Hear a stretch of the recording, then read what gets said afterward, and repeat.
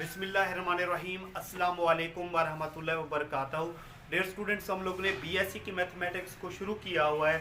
BSc में जो mechanics की बुक है क्यू कैटेगरी की, उसका हम लोग चैप्टर नंबर 6 शुरू किया हुआ है, जिसका नाम है virtual work.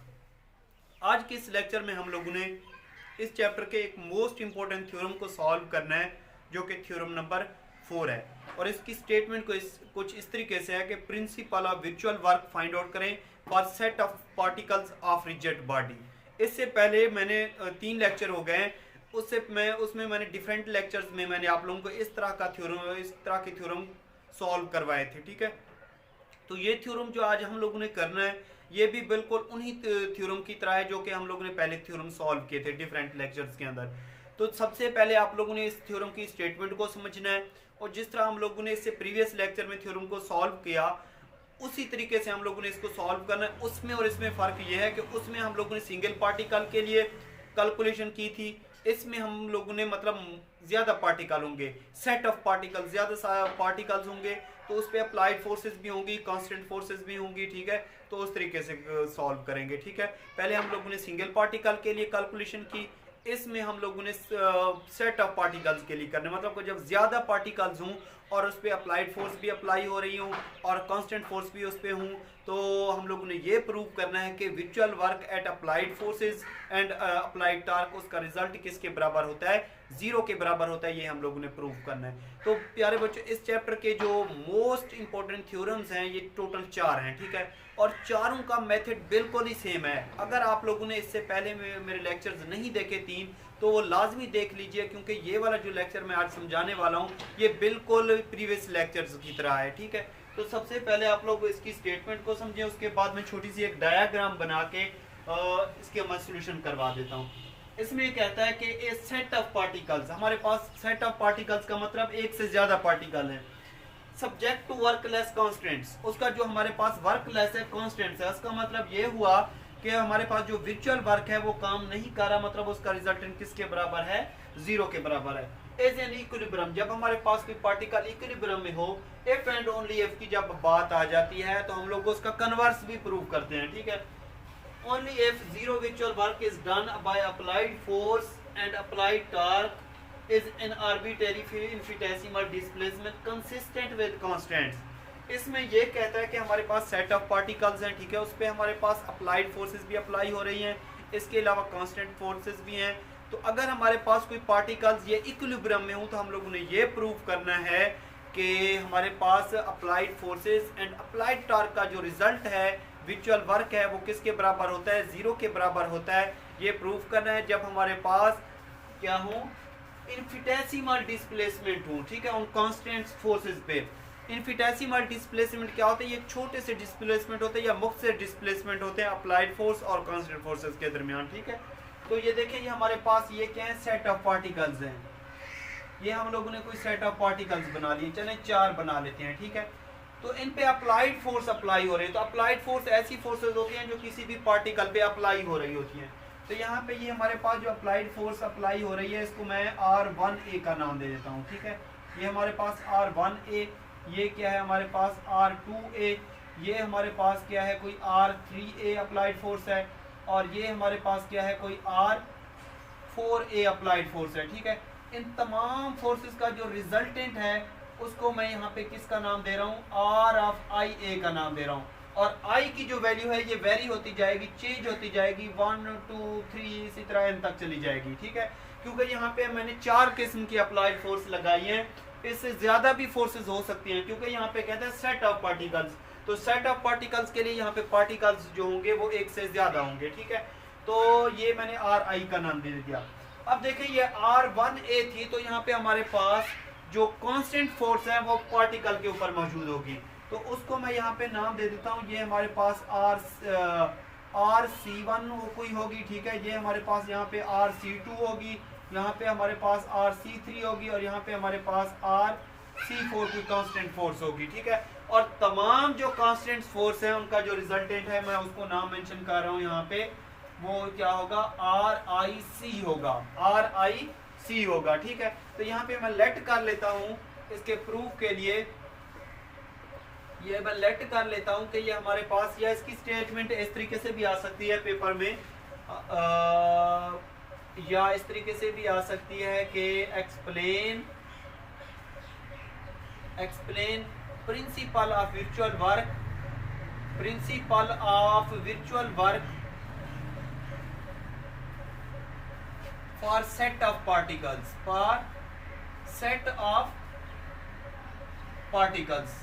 Of rigid body, ठीक है। सेट ऑफ पार्टिकल्स के लिए हम लोगों ने क्या फाइंड आउट करना है, वर्चुअल वर्क फाइंड आउट करना है, ठीक है। Principal of virtual work find out करना है। इस तरीके से भी स्टेटमेंट आ सकती है, इस तरीके से भी स्टेटमेंट आ सकती है। जो हमारे पास रिजिड बॉडी है उसमें हम लोग ने वर्चुअल वर्क पहले सिंगल पार्टिकल के लिए फाइंड आउट किया, और अब हम लोग ने फाइंड आउट करना है फॉर सेट ऑफ पार्टिकल्स के लिए, ठीक है। ये पिछले थ्योरम की तरह ये थ्योरम है, ठीक है। इसमें पहले हमारे पास एक पार्टिकल होता था, अब एक से ज्यादा पार्टिकल्स आ गए हैं, ठीक है। यही फर्क है और कुछ फर्क नहीं है। कैलकुलेशन भी इसकी बिल्कुल आसान है। अब देखें, ये हमारे पास अप्लाइड फोर्सेस थी, ठीक है। क्या थी यहाँ पे, RIA। इसका जो हमारे पास तमाम फोर्सेस जो इस पे अप्लाई हो रही हैं उसको हम लोग यहाँ पे नाम मेंशन कर देते हैं। वो क्या है, R1A plus R2A plus R3A plus इसी तरीके से RNA, मतलब n की जो वैल्यू है यहाँ पे इंक्रीज होती जाएगी। पहले 1 थी तो यहाँ पे n हो सकती है, मतलब इससे एक से ज्यादा हो सकती है, ठीक है। तो ये RAIA क्या है, ये हमारे पास sum of applied forces at set of particles, ये किसको शो कर रही हैं, sum of applied forces at sets of particles. ये किसको शो कर रहे हैं, सम ऑफ अप्लाइड फोर्स, मतलब तमाम फोर्सेस का जो मजमू है वो हमारे पास किसके बराबर है, RIA के बराबर है, ठीक है। उसके बाद क्या है हमारे पास, RIC। तो हमारे पास RIC क्या होगा, ये तमाम फोर्सेस का रिजल्टेंट है, कांस्टेंट फोर्सेस का रिजल्टेंट है। तो यहाँ पे लिखेंगे हमारे पास ये क्या होगा, 1C R1C plus R2C plus R3C, ठीक है। यहाँ पे इसको R1C plus 2C plus 3C plus R4C इस तरीके से दे देते हैं, ठीक है नाम। तो ये R3C प्लस RNC, ठीक है। ये हमारे पास कांस्टेंट फोर्सेस का रिजल्ट है। तो यहाँ पे मैं लिख देता हूँ कि हमारे पास जो RIC है वो क्या है, sum of constant forces at sets of particles,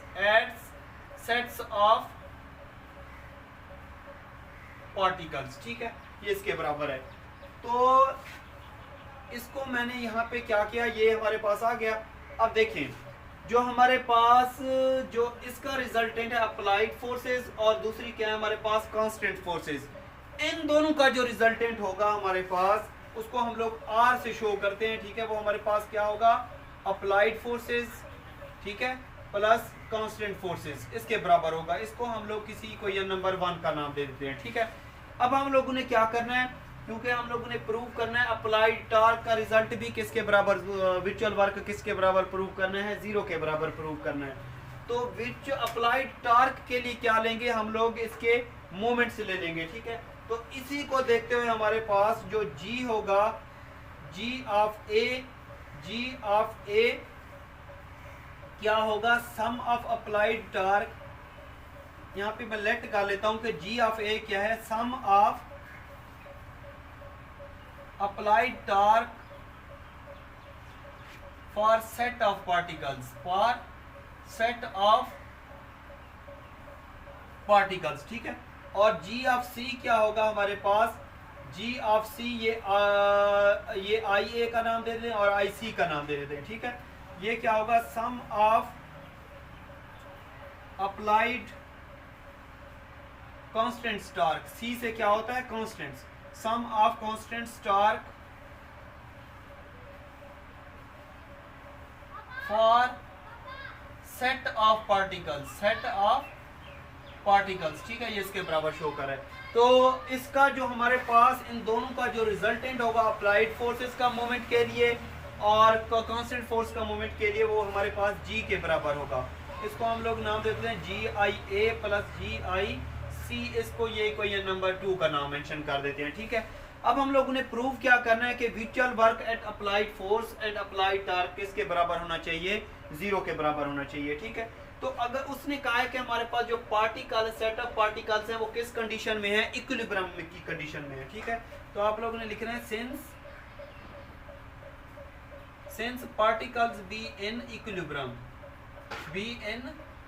equilibrium, अगर वो इक्विलिब्रियम में है देन हमारे पास जो R है उसका रिजल्ट 0 के बराबर होगा और G का रिजल्ट भी किसके बराबर होगा, 0 के बराबर होगा, ठीक है। तो इसको हम लोग इक्वेशन नंबर 1 और 2 में पुट कर देते हैं, ठीक है। ये हमारे पास क्या है, इक्वेशन नंबर 1 और ये क्या है, इक्वेशन नंबर 2। तो इसमें पुट करेंगे तो ये हमारे पास आ जाएगा, रिजल्ट इसका आ जाएगा RIA plus RIC is equal to किसके, 0 के, ठीक है। और इसी तरीके से हमारे पास क्या आ जाएगा, GIA plus GIC is equal to 0 के बराबर। इसको हम लोग इक्वेशन नंबर 3 का नाम दे देते हैं और ये हमारे पास क्या है, कोई इक्वेशन नंबर 4 है, ठीक है।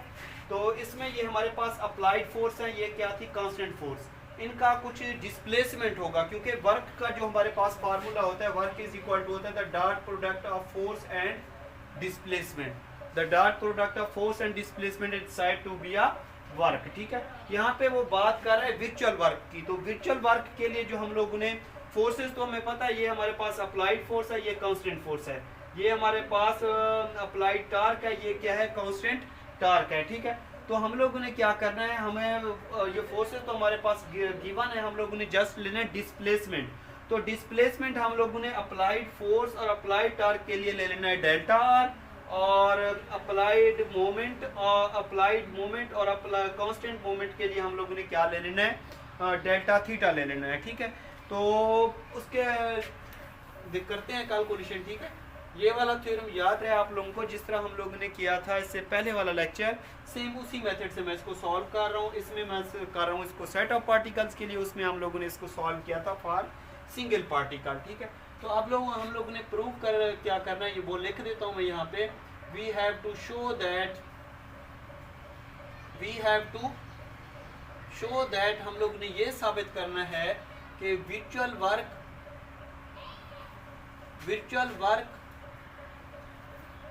at applied forces and applied torque is 0, ये हम लोगों ने प्रूव करना है, ठीक है। इसका रिजल्ट प्रूव करना है। तो देखें हम लोग लेट कर लेते हैं कि हमारे पास क्या है, डेल्टा आर वाओ delta theta be infinitesimal displacement of virtual work, infinitesimal displacement of virtual work, ठीक है।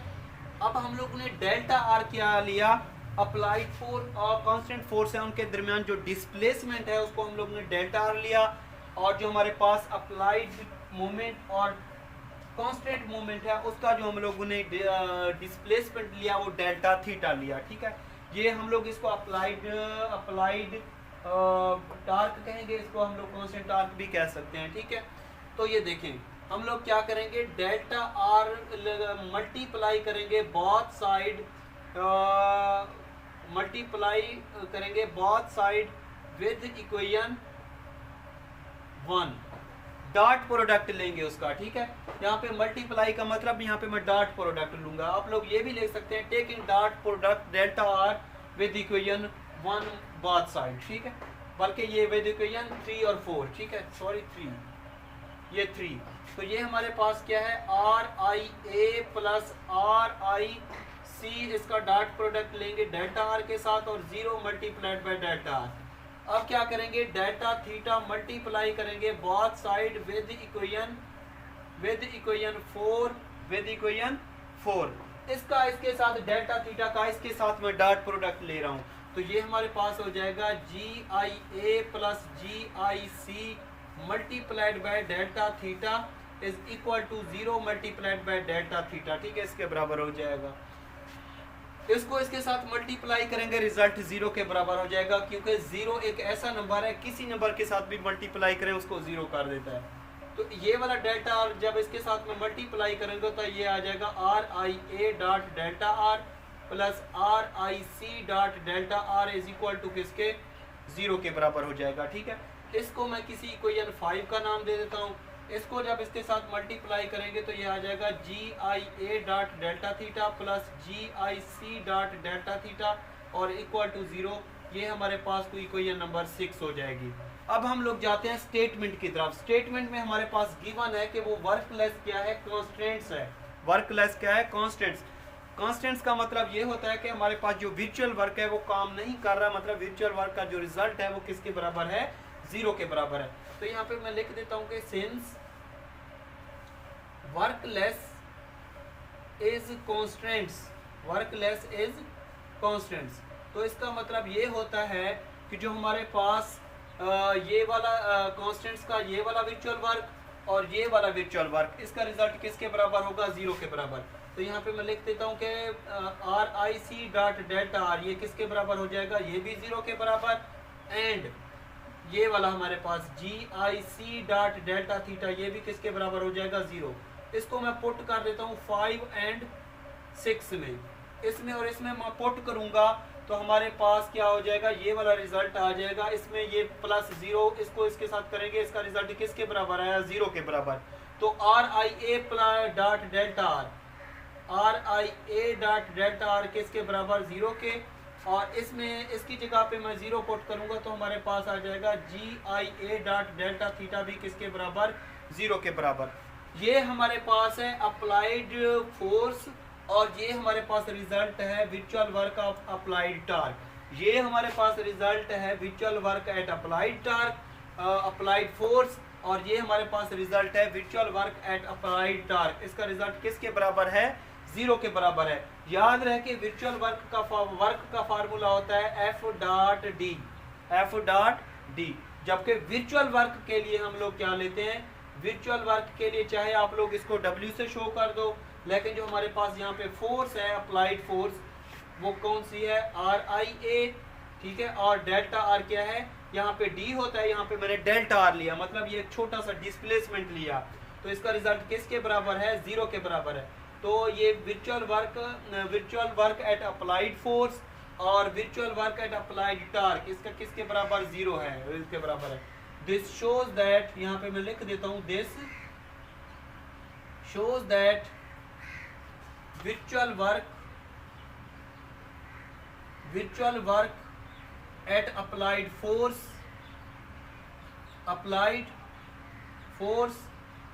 and applied torque is कितना है, 0 के बराबर है, ठीक है। जब इफ एंड ओनली इफ की बात आती है तो हम लोग इसका कन्वर्स भी प्रूव करते हैं। कन्वर्स कैसे प्रूव करेंगे कि हमारे पास virtual work at applied force and applied torque किसके बराबर है, 0 के बराबर है। तो हम लोगों ने ये प्रूव करना है कि हमारे पास आर भी किसके बराबर होगा, 0 के बराबर होगा, और जी भी किसके बराबर होगा, 0 के बराबर होगा। और अगर ये आर भी 0 हो जाए और जी भी 0 आ जाए तो हम लोग ये कहते हैं कि जो हमारे पास पार्टिकल है वो किस कंडीशन में है, इक्विलिब्रियम की कंडीशन में है। अब हम लोग ये वाला रिजल्ट लेके इसका इनवर्स चलेंगे, इसका उलट चलेंगे, और हम लोग ये प्रूव करेंगे कि आर भी 0 के बराबर होना चाहिए और जी भी किसके बराबर होना चाहिए, 0 के बराबर होना चाहिए। लेकिन उसके लिए हम लोग क्या करेंगे कि हमारे पास जो वर्कलेस है वो क्या होना चाहिए, कांस्टेंट्स होना चाहिए, ठीक है। अब हम लोग क्या करेंगे, सबसे पहले आप लोगों को ट्रिक बताता हूँ। एक तो ये वाली इक्वेशन लिख लो, ठीक है। उसके लिए हम लोग ने फिर क्या करना है, इसका उलट। ये हमारे पास वर्कलेस क्या है, कांस्टेंट्स है। अगर ये कांस्टेंट्स है तो हम लोग क्या करेंगे, इसको और इसको ऐड करके हम लोग ये रिजल्ट निकाल लेंगे, आर भी बराबर है और जी भी किसके बराबर है, 0 के बराबर है। तो अब हम लोग इसका कन्वर्स प्रूव करते हैं, ठीक है। तो इसको मैं यहाँ पे रेज कर देता हूँ। आई थिंक आप लोगों ने नोट कर लिया होगा और इसको अच्छे तरीके से समझ लिया होगा, ठीक है। मैं आप लोगों से गुजारिश कर रहा हूँ कि आप लोग ने अगर मेरे पहले वाले 3 लेक्चर नहीं देखे तो वो अच्छे तरीके से देख लीजिए।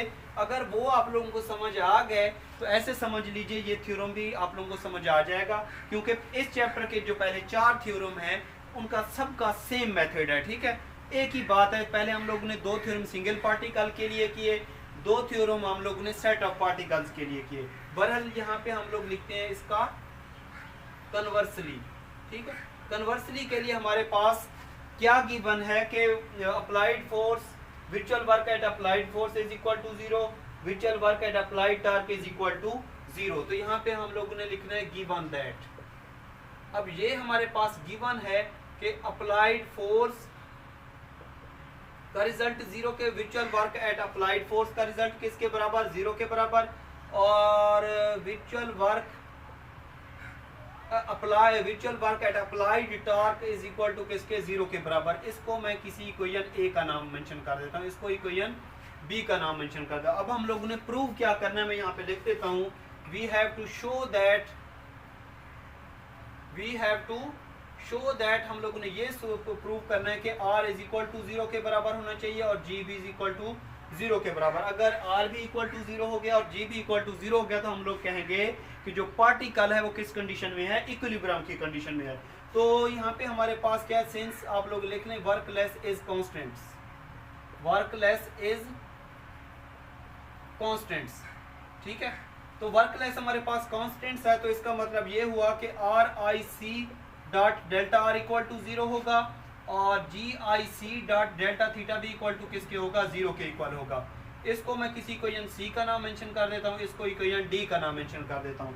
अब हम लोग क्या करेंगे, इक्वेशन A को और C को ऐड करेंगे और B और D को ऐड करेंगे, ठीक है। तो यहाँ पे मैं लिख देता हूँ A प्लस इक्वेशन C और B प्लस इक्वेशन D, इनको ऐड कर लीजिए। जब ऐड करेंगे तो हमारे पास R भी इक्वल टू 0 होगा और G भी इक्वल टू क्या होगा, 0 के इक्वल होगा। कैसे होगा ये देखें, ये हमारे पास क्या है, RIA dot delta R plus RIC dot delta R is equal to 0, ठीक है।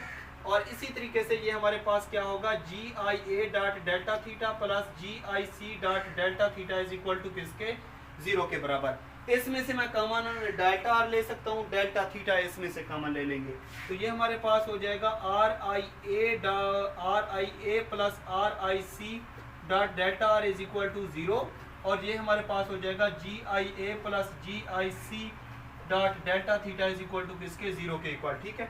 अब आप लोगों को मैंने स्टार्ट में लिखाया था कि ये हमारे पास RIA प्लस RIC किसके बराबर था, R के बराबर था, और GIC plus GIA plus GIC किसके बराबर था, G के बराबर था, ठीक है। तो ये हमारे पास हो जाएगा R dot delta R is equal to 0 और ये हमारे पास है किसके, G dot delta theta is equal to किसके, 0 के बराबर है, ठीक है। यहाँ पे हमारे पास दो जो फोर्सेस हैं, जो डिस्प्लेसमेंट है, दो फंक्शन का प्रोडक्ट किसके बराबर, 0 के बराबर, और ये दो फंक्शन का प्रोडक्ट किसके बराबर है, 0 के बराबर। आप लोगों को पता है कि डेल्टा आर और डेल्टा थीटा क्या है, डिस्प्लेसमेंट है। ये क्या है, हमारे पास इनफिनिटेसिमल डिस्प्लेसमेंट है और डिस्प्लेसमेंट आप लोगों को पता है वो नॉट इक्वल टू 0 होता है। तो ये हमारे पास delta R not equal to 0 होगा और डेल्टा थीटा भी क्या होगा, नॉट इक्वल टू 0 होगा। जबकि हमारे पास जो आर होगा वो किसके बराबर हो जाएगा, 0 के बराबर होगा और जी भी किसके बराबर होगा, 0 के बराबर होगा। अगर आर भी इक्वल टू 0 है और जी भी इक्वल टू 0 है तो हम लोग कहेंगे this shows that the particle be in equilibrium, this shows that particle be in equilibrium, ठीक है। तो ये इसका क्या आ जाएगा, इनवर्स आ जाएगा।